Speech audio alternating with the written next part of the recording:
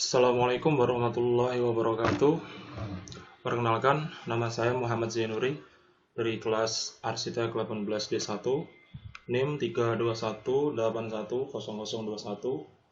mata kuliah Hukum Peranata Pembangunan dengan dosen pengampu yaitu Pak Purnama Sahrial Pradini STMT. Pada kesempatan kali ini saya mau mempresentasikan peraturan Menteri Pekerjaan Umum nomor 5 PRT M 2008 tentang pedoman penyediaan dan pemanfaatan ruang terbuka hijau di kawasan perkotaan.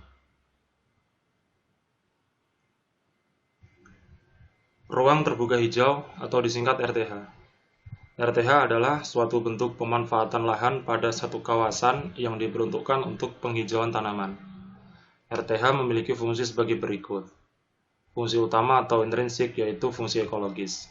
Yang pertama yaitu memberi jaminan pengadaan RTH menjadi bagian dari sistem sirkulasi udara atau paru-paru kota. Kedua, pengatur iklim mikro agar sistem sirkulasi udara dan air secara alami dapat berlangsung lancar. Sebagai peneduh, produsen oksigen, penyerap air hujan, penyedia habitat satwa, penyerap polutan media udara, air dan tanah, serta penahan angin. Nah, di sini manfaat RTH berdasarkan fungsinya dibagi atas ada dua, yaitu manfaat langsung dan manfaat tidak langsung. Manfaat langsung dalam pengertian cepat dan bersifat tangible, yaitu membentuk keindahan dan kenyamanan, teduh, segar, sejuk, dan mendapatkan bahan-bahan untuk dijual seperti kayu, daun, bunga, dan buah. Sedangkan manfaat tidak langsungnya berjangka panjang dan bersifat intangible, yaitu pembersih udara yang sangat efektif, pemeliharaan akan kelangsungan persediaan air, tanah, pelestarian fungsi lingkungan beserta segala isi flora dan fauna yang ada, konservasi hayati atau keanekaragaman hayati. Lanjut di penyediaan RTH di kawasan perkotaan, yaitu berdasarkan tiga hal. Penyediaan RTH berdasarkan luas wilayah, yang kedua adalah berdasarkan jumlah penduduk, yang ketiga adalah berdasarkan kebutuhan fungsi tertentu. Penyediaan RTH berdasarkan luas wilayah. RTH pada wilayah perkotaan minimal 30%, yang terdiri dari 20%-nya itu ruang terbuka hijau publik dan 10%-nya itu terdiri dari ruang terbuka hijau privat. Nah, proporsi 30% ini merupakan ukuran minimal untuk menjamin keseimbangan ekosistem kota, baik keseimbangan sistem hidrologi dan keseimbangan mikroklimat maupun sistem ekologis lain yang dapat meningkatkan ketersediaan udara bersih yang diperlukan masyarakat, serta sekaligus untuk meningkatkan nilai estetika kota. Yang kedua yaitu penyediaan RTH berdasarkan jumlah penduduk. Nah, untuk menentukan luas RTH berdasarkan jumlah penduduk, yaitu dengan cara mengalihkan antara jumlah penduduk yang dilayani dengan standar luas RTH per kapita sesuai peraturan yang ada. Jadi di sini ada tabel yang menunjukkan tentang menentukan luas berdasarkan jumlah penduduk, yaitu contoh yang nomor 1 yaitu ada 250 jiwa. Nah, di sini luas minimal atau per kapitanya per meter persegi yaitu 1. Tinggal dikalikan 250 jiwa dengan 1 meter perseginya, yaitu dapat luas minimal 250 meter persegi. Seperti itu semuanya tinggal mengalihkan berdasarkan peraturan yang berlaku. Kemudian yang ketiga yaitu penyediaan RTH berdasarkan kebutuhan fungsi tertentu. Fungsi RTH pada kategori ini adalah untuk perlindungan atau pengamanan. Sarana dan prasarana misalnya melindungi kelestarian sumber daya alam, pengamanan pejalan kaki atau utamanya tidak terganggu. Kategori ini meliputi jalur hijau, sempadan rel kereta api, jalur jaringan listrik tegangan tinggi, RTH kawasan perlindungan setempat berupa RTH sepadan sungai, sepadan pantai, serta RTH pengamanan sumber air baku atau mata air. Lanjut, di sini ada arahan penyediaan RTH pada bangunan atau perumahan. Jadi ruang lingkupnya di sini adalah di sekitar perumahan. Untuk penyediaan RTH perumahannya ada 3 jenis, yaitu RTH pekarangan, RTH halaman perkantoran, pertokoan atau tempat usaha, dan yang terakhir RTH dalam bentuk taman, atap bangunan atau roof garden. Di sini kita mulai dari RTH pekarangan. Di sini RTH pekarangan sendiri memiliki 3 klasifikasi, yaitu pekarangan rumah besar. Pekarangan rumah besar ini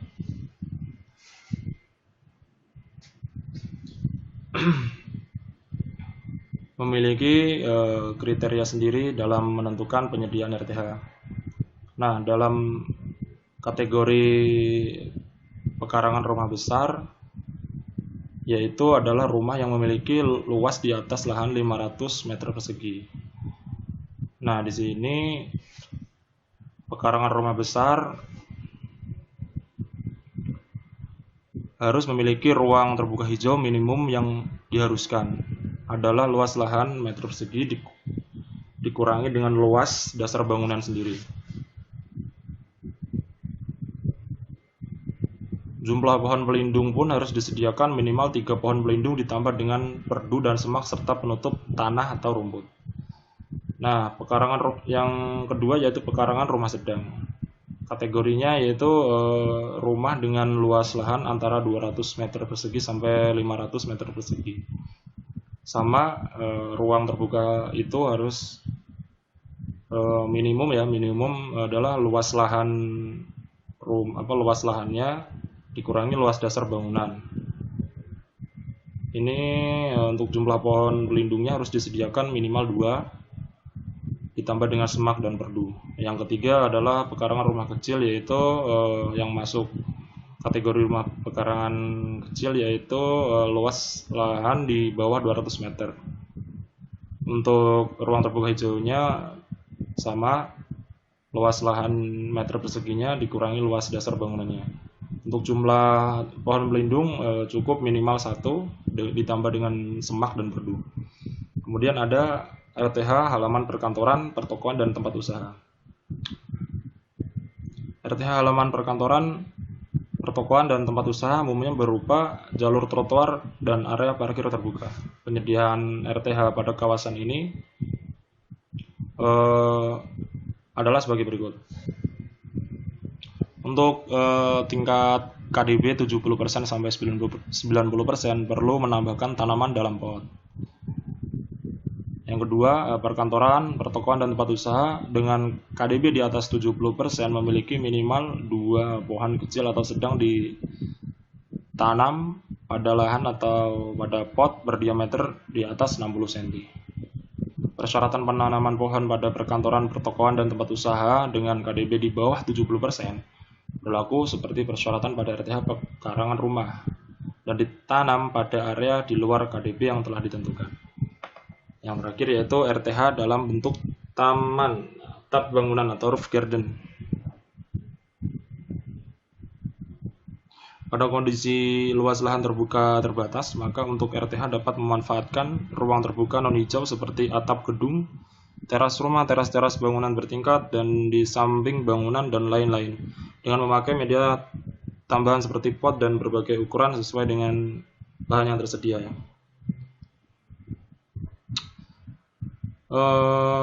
Aspek yang perlu diperhatikan dalam pembuatan taman atau bangunan yaitu adalah struktur bangunan ya. Yang kedua itu lapisan kedap air atau waterproofing, sistem utilitas bangunan yang baik, kemudian media tanam, kemudian pemilihan material harus baik juga, kemudian ada aspek keselamatan dan keamanan. Nah, yang terakhir itu ada aspek pemeliharaan, yaitu peralatan dan tanamannya sendiri. Jadi harus diperhatikan aspek-aspek dalam membuat RTH dalam atap bangunan atau roof garden. Selanjutnya ada penyediaan RTH di kawasan kota atau perkotaan. Yang pertama ada penyediaan RTH taman kota ya. RTH taman kota adalah taman yang ditujukan untuk melayani penduduk satu kota atau bagian wilayah kota.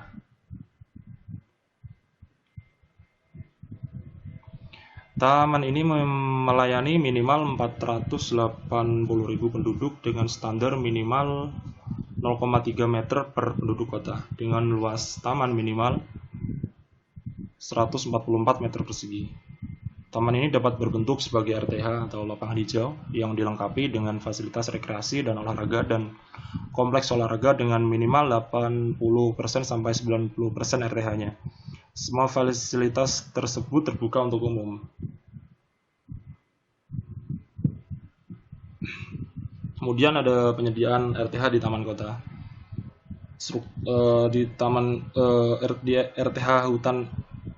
Penyediaan RTH hutan kota.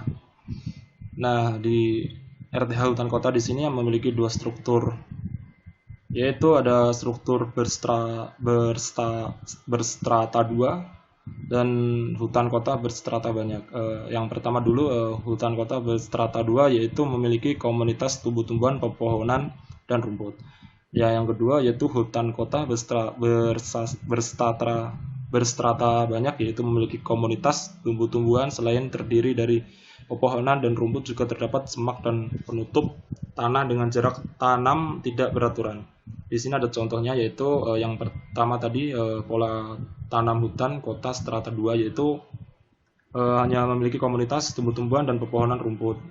Jadi hanya pepohonan dan tumbuh-tumbuhan. Nah, kemudian yang strata banyak yaitu komunitasnya jauh lebih padat ya daripada yang tadi. Ada pohon, semak, perdu, dan lain-lain di sini. Nah, kita masuk ke penyediaan RTH sabuk hijau.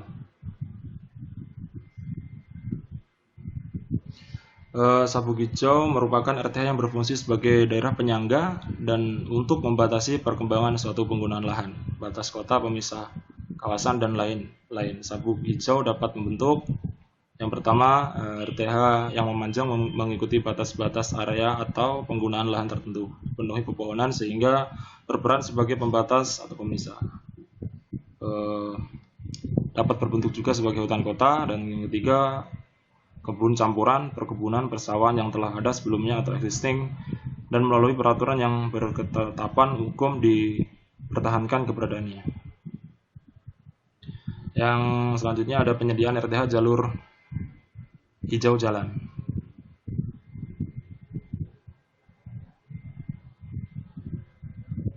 Untuk jalur hijau jalan, RTH ini dapat disediakan pada penempatan tanaman antara 20-30% dari ruang milik jalan atau rumija sesuai dengan kelas jalan. Untuk menentukan pemilihan jenis tanamannya sendiri perlu memperhatikan dua hal, yaitu tanaman yang fungsi tanaman dan persyaratan penempatannya. Disarankan agar dipilih jenis tanaman khas daerah setempat yang disukai oleh burung-burung serta tingkat evapotranspirasi rendah. Ini tata letak, ada gambar tata letak jalur hijau jalan. Di sini ada saluran, yang paling tinggi ada saluran, kemudian jalur tanaman, baru ini jalan lalu lintasnya. Kemudian median ini kayak trotoar tengah jalan yang ada pohonnya. Kemudian jalur lalu lintas lagi jalannya. Di sini jalur tanaman, baru saluran. Bisa dilihat dari gambar ini. Selanjutnya ada penyediaan RTH ruang untuk pejalan kaki. Ruang pejalan kaki adalah ruang yang disediakan bagi pejalan kaki pada kiri, kanan, jalan, atau di dalam taman. Ruang pejalan kaki yang dilengkapi dengan RTH harus memenuhi hal sebagai berikut, yaitu yang pertama ada kenyamanan. Kenyamanan adalah cara mengukur kualitas fungsional untuk ditawarkan oleh sistem pedestrian, yaitu orientasi berupa tanda visual, landmark, marka jalan, dan kemudahan berpindah dari satu ke arah lainnya. Jadi dalam taman atau trotoar harus ada petunjuk jalan atau landmark. Yang kedua adalah karakter fisik, yaitu meliputi karakter dimensional, disesuaikan dengan kondisi sosial dan budaya setempat, kebiasaan dan gaya hidup, kepadatan penduduk, warisan, dan nilai yang dianut terhadap lingkungan. Selanjutnya kriteria pergerakan. Jarak rata-rata orang berjalan di setiap tempat umumnya berbeda-beda, dipengaruhi oleh tujuan perjalanan, kondisi cuaca, kebiasaan, dan budaya. Pada umumnya, orang tidak mau berjalan lebih dari 400 meter. Di sini ada gambar yang melihatkan contoh pola tanam RTH di jalur pejalan kaki, yaitu Di sini ada jalur kendaraan, kemudian ada jalur hijau.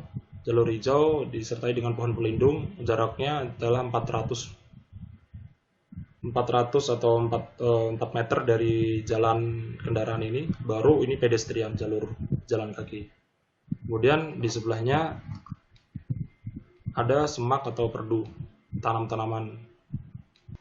Selanjutnya ada penyediaan RTH ruang terbuka hijau di bawah jalan layang kaki. Penyediaan RTH di bawah jalan layang dalam rangka yang pertama yaitu sebagai area resapan air, yang kedua agar area di bawah tertata rapi, asri dan indah, yang ketiga menghindari kekumuhan dan lokasi tunawisma, yang keempat menghindari permukiman liar, yang kelima menutupi bagian-bagian struktur jalan yang tidak menarik, yang kelima yang keenam memperlembut bagian atau struktur bangunan yang berkesan kaku. Pemilihan tanaman seyogianya dari jenis yang tahan ternaungi sepanjang waktu dan relatif tahan kekurangan air, serta berukuran tidak terlalu besar mengingat keterbatasan tempat. Di sini ada gambar yang memperlihatkan contoh pemanfaatan vegetasi pada RTH di bawah jalan layang. Yang di sini terlihat yang di atas itu ada elemen dan vegetasi penutup struktur kaku. Di sini bisa menutupi bagian struktur yang kurang menarik ya.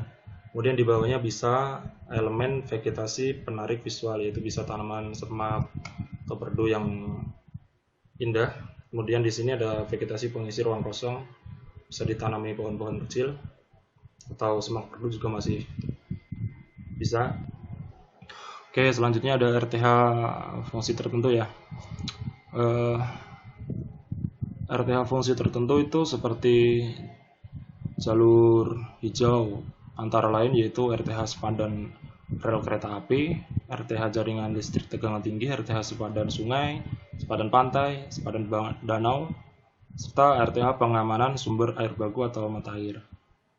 Di sini saya mencontohkan salah satu saja yaitu RTH sepadan pantai. RTH sepadan pantai yaitu memiliki fungsi utama sebagai pembatas pertumbuhan permukiman atau aktivitas lainnya agar tidak mengganggu kelestarian pantai. RTH sepadan pantai merupakan area pengamanan pantai dari kerusakan atau bencana yang ditimbulkan oleh gelombang laut seperti intrusi air laut, erosi, abrasi, tiupan angin kencang, dan gelombang tsunami. Di sini lebar RTH sepadan pantai minimal 100 meter dari batas air pasang tertinggi ke arah darat. Luas area yang ditanami tanaman atau ruang hijau seluas 90% atau 100%. Berikut ada contoh gambarnya. Jadi di sini RTH dan vegetasi untuk mencegah perkembangan dan peningkatan resapan air ditanami pohonan. Nah, yang di dekat pantai ditanami ekosistem mangrove untuk meredam ombak dan pengendapan lumpur. Bisa dilihat di gambarnya. Kemudian ada RTH pemakaman. Pemakaman sendiri harus memiliki RTH. Nah, penyediaan RTH pemakaman ini adalah sebagai berikut. Yang pertama, ukuran makam 1 meter kali 2 meter. Yang kedua, jarak antar makam satu dengan lainnya minimal 0,5 meter. Yang ketiga, tiap makam tidak diperkenankan dilakukan penembakan atau pergerasan. Yang keempat, ada pemakaman dibagi dalam beberapa blok luas dan jumlah masing-masing blok disesuaikan dengan kondisi pemakaman setempat. Batas antara blok pemakaman berupa pedestrian yaitu lebar 150-200 cm dengan deretan pohon pelindung di salah satu sisinya. Yang keenam, ada batas terluar pemakaman berupa pagar tanaman atau kombinasi antara pagar buatan dengan pagar tanaman atau dengan pohon pelindung. 7. Ruang hijau pemakaman termasuk pemakaman tanpa pengerasan. Minimal 70% dari total area pemakaman dengan tingkat liputan vegetasi 80% dari luas hijaunya. Jadi di sini tiap makam yang kotak kecil-kecil ini adalah makam 1,2 meter. Kemudian jarak per bloknya ini minimal itu 0,5 meter atau setengah meter. Kemudian jarak antar blok sini, blok 1 dan blok 2 lah. Ini minimal itu 100 50-200 cm. Nah, dengan disertai dengan pohon pelindung di salah satu sisinya. Nah, di sini ada area jalan atau pedestrian, yaitu perkerasan atau boleh dengan paving block.